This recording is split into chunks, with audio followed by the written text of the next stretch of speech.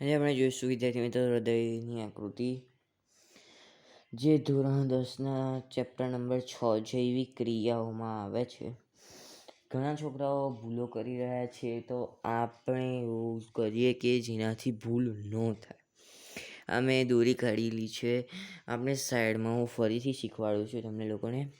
હું સિંગલ લાઈનમાં દોરીશ, બાજુમાં ડબલ લાઈન દોરેલી છે, તમે તે મુજબ દોરી શકો છો. અને ચોપડીમાં પણ આપેલી છે, તો આપણે દોરીશું હવે હૃદયની આકૃતિ. તો let's start to the point. જે આપણે દોરીશું હૃદયની આકૃતિ. હું કલરિંગ ચોકનો પણ ઉપયોગ કરીશ, તેનાથી તમને સમજણ પડે. હું કલરિંગ ચોકથી તમને સમજાવી દઉં છું ફટાફટ કે આપણે અહીંયાથી આમ પહેલા દોરી કાઢવાનું, જેનાથી તારે બાદ આપણે એક ડબલ લાઈન હશે કે જેના થકી આપણે અહીંયાથી એક રેખા પસાર કરવાની છે. એટલું સિમ્પલ જ છે, બહુ કશું હાર્ડ છે નહીં. અને ત્યારબાદ આપણે અહીંયાથી એક આમ રેખા, અને અહીંયાથી શું છે, આમ એક રેખા હશે. એન્ડમાં હું તમને આ શીખવીશ. અને ત્યારબાદ આપણે અહીંયાથી એક આમ એક રેખા પસાર કરવાની છે, જે ડબલ લાઈનમાં હશે. અને અહીંયાથી આ એક પણ રેખા આ ડબલ લાઈનમાં હશે. આટલું મેં દોર્યું છે એ તમને સમજાય ગયું. આ છે આંતરક્ષેપક પટલ છે. હું નામ નિર્દેશ એન્ડમાં કરીશ. આપણે ખાસ ધ્યાન રાખજો દોરવામાં. કોઈ માઇનર મિસ્ટેક આપણે થવી ના જોઈએ, અને પૂરેપૂરા 3 માર્ક આપવા જોઈએ. ઓકે, તો આપણે ડિરેસ કરી લઈએ. ત્યારબાદ આપણે હવે દોરીશું આગળ આકૃતિ. ઓકે, તો let's start to the point.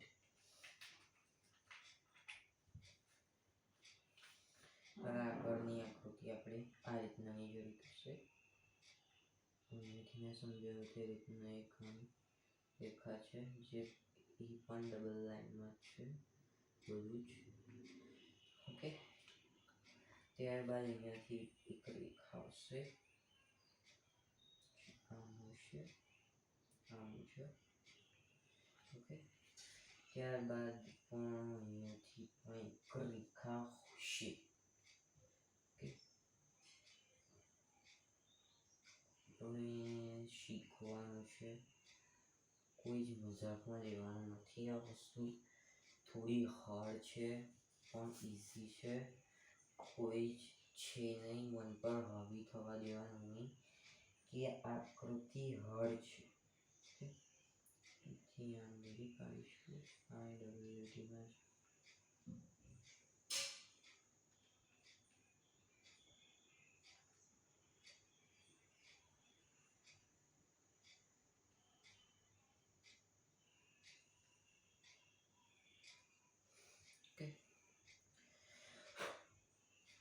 ત્યારબાદ આપણે હવે જોઈશું કે અહીંયાથી એક રેખા પસાર થશે. ચોપડીમાં આપેલું છે. ઓકે, આટલી રેખા હશે જે પસાર થઈ ગઈ છે. અને ત્યારબાદ આ રેખા એને મળી છે આ રીતે. થોડીક મોટી રહી ગઈ,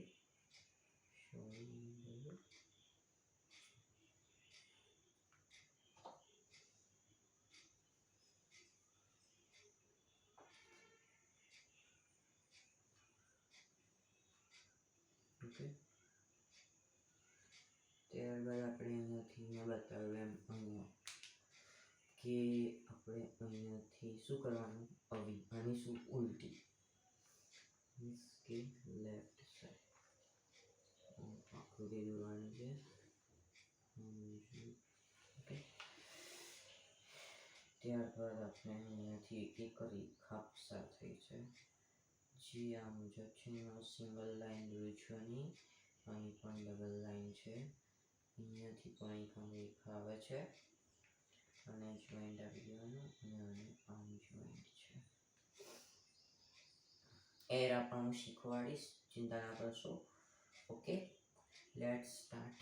કે આપણે અહીંયાથી એક બીજી એક રેખા કાઢવાની છે, ત્યારબાદ અહીંયાથી એક રેખા દોરી લઈએ. આ ડબલ લીટીમાં છે, યાદ રાખજો ડબલ લાઈન કરવાની છે. મેં આમાં સિંગલ કરી છે, આમાં. ઓકે, પછી અહીંયા પણ હું સિંગલ લીટી કરીશ, તમારે ડબલ લીટી કરવાની છે. ભૂલતા નહીં, માર્ક કપાઈ જશે.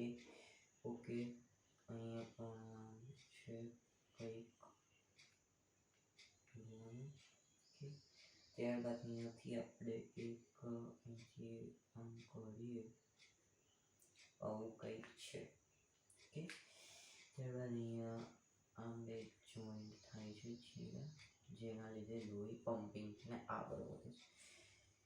ત્યારબાદ અહીંયાથી આપણે જોઈશું તો અહીંયા આમ બે છેડા ચોપડીમાં બતાવેલા છે કે જોઈન્ટ થાય છે. ઓકે, ત્યારબાદ અહીંયા પણ થઈ રહ્યા છે જોઈન્ટ. ઓકે, હવે આપણી આ આકૃતિ હવે સંપૂર્ણતઃ પૂર્ણ થઈ ગઈ. લાગશે કે સર હજી આ વસ્તુ બાકી રહી છે. હું બતાવું છું તમને કે આ વસ્તુ હજી બાકી રહી છે, તો તમારે દોરી કાઢવાની. ઓકે, લાઈન કરું જેના લીધે તમને સ્પષ્ટ દેખાય કે આમ છે. અને બીજું અહીંયા છે, આપણે જે જોઈન્ટ કરી દીધેલું છે. ઓકે, અહીંયા પણ છે એવું કંઈક કે અહીંયાથી આને જોઈન્ટ આપેલું છે. Okay, let's see. હવે આપણે એનું નામ નિર્દેશન કરીશું. ઓકે, જેના લીધે તમને ખબર પડે કે આ શું છે. ઓકે, હવે આપણે નામ નિર્દેશન કરી, ફટાફટ નામ નિર્દેશન કરી દઈએ. હું કલરિંગ ચોખ્ખી કરું છું, જેના લીધે તમને સ્પષ્ટ ખબર પડે કે આ શું છે. અને આપણે શું કહીશું, તમને સ્કૂલમાં તો ભણાવી દીધું હશે કે શું કહેવાય, મને શું કહેવાય, ડાબું ક્ષેપક.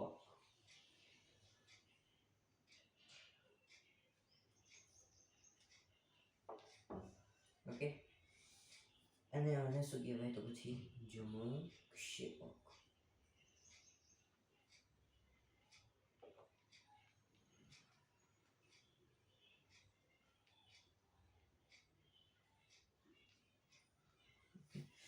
હવે આપણે નીચેની જોઈશું પટ્ટી, જે કહેવાય છે આંતરક્ષેપક. શું કહેવાય? આંતર, જેનું નામ છે આંતરક્ષેપક.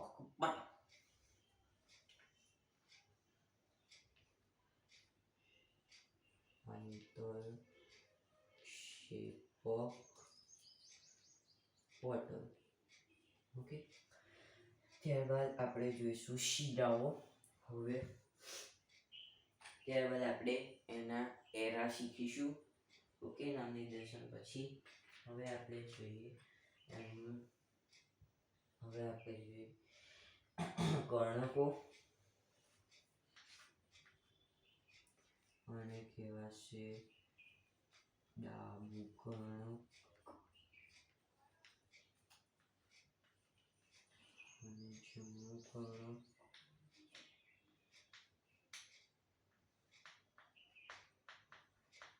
ઓકે, ત્યારબાદ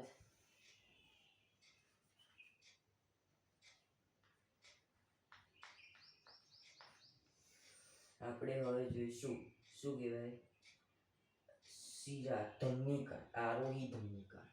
શું કહેવાય?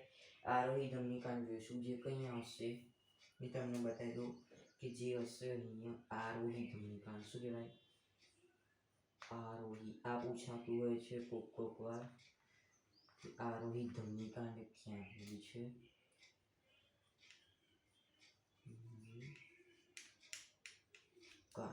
ઓકે, ત્યારબાદ આપણે જોઈશું કે શિરાઓ કઈ ફુસફુસીઓ.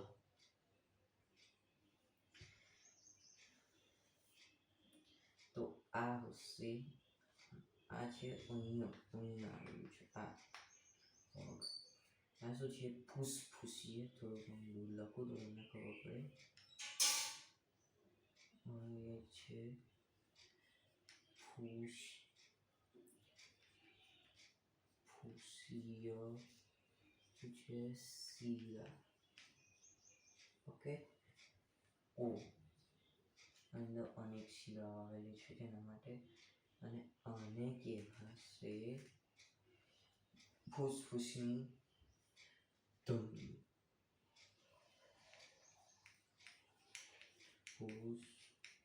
ફૂસફૂસીય ધમની. ઓકે. ત્યારબાદ આપણે જોઈશું કે થોડું સુધારી લો, ખોટું લખેલું ધમની. હવે આપણે જોઈશું પશ્વ મહાશિરા, જેને કહેવાય આવતી મહાશિરા જે કહેવામાં આવે છે, જે ખબર હોતી નથી અમુક છોકરાઓને. ઓકે. આપણે જોઈશું પશ્વ મહાશિરા. ઓકે. લેટ્સ કે આને કહેવાય છે, કોને? આને કહેશે કે સર નહીં ખબર. આ જે વળાંકવાળી પટ્ટી દોરી હતી, આ નીચે બતાવું, જે આ પટ્ટી દોરી હતી એને શું કહેવાય? પશ્વ. જેને આવતી મહાશિરા કહેવાય. શું કહેવાય? પશ્વ મહાશિરા.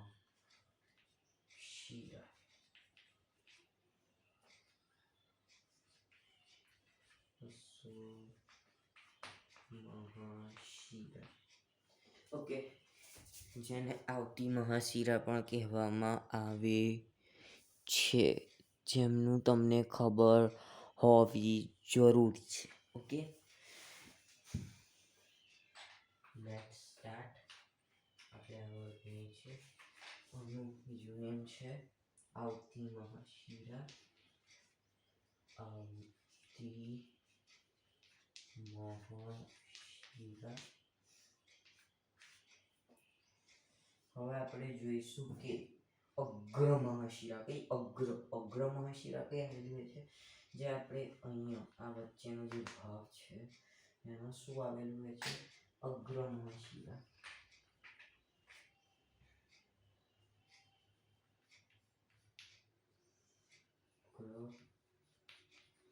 મહાશિરા. ઓકે. અગ્ર મહાશિરા છે, આને કહેવાય છે જમણું કર્ણક. અને પશ્વ મહાશિરા એટલે કે આવતી મહાશિરા, અને જમણું ક્ષેપક અને આંતરક્ષેપક પટલ, ડાબુ ક્ષેપક, ડાબુ કર્ણક, અને શું કહેવાય છે? ફૂસફૂસીય શિરા અને ફૂસફૂસીય ધમની, આરોહી ધમની કાંડ. ઓકે. હજી રહ્યું હોય તો હું જોઈ લઉં છું ચોપડીમાં કે બધું આવી ગયું છે કે નહીં. ઓકે. તો બધું આવી ગયું છે. હવે આપણે જોઈશું એરા. એના જે મહત્વના એરા હોય છે પરીક્ષામાં, એના વગર તમારો માર્ક કપાઈ શકે છે જો આ એરા ના દોર્યા તો. આપણે જોઈશું કે પહેલો એરો કઈથી આવશે. તો પહેલો એરો અહીંયાથી આમ અંદર પ્રવેશ કરે છે. ત્યાર પછી અહીંયાથી પણ આપણે આમ અંદર એરો છે. ત્યારબાદ અહીંથી એક આમ એરો છે. ત્યારબાદ અહીંયાથી આમ અંદર જશે રુધિર, તેના માટેનો આવશે અહીંયાથી આમ અંદર આવવા માટેનો એરો. ત્યારબાદ અહીંથી આ જે રેખા છે ત્યાંથી આમ બહાર જશે, અને શું થશે કે તેનાથી આપણે અહીંયા અને અહીંયા બહાર જશે. ખબર પડે છે કે ફરી સમજાવું? ઓકે. ચલો અહીંયા દેખાશે નહીં તો એના લીધે હું તમને આખું સમજાવી દઉં. ઓકે. ચલો લેટ્સ સ્ટાર્ટ પોઈન્ટ.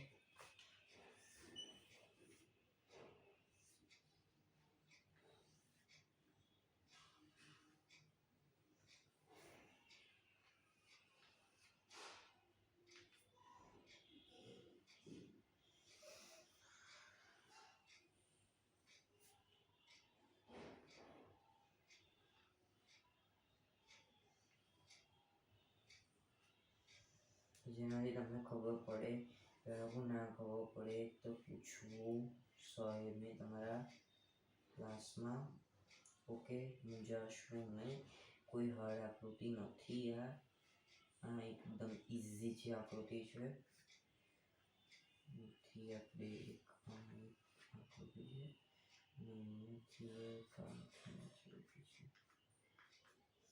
ઓકે.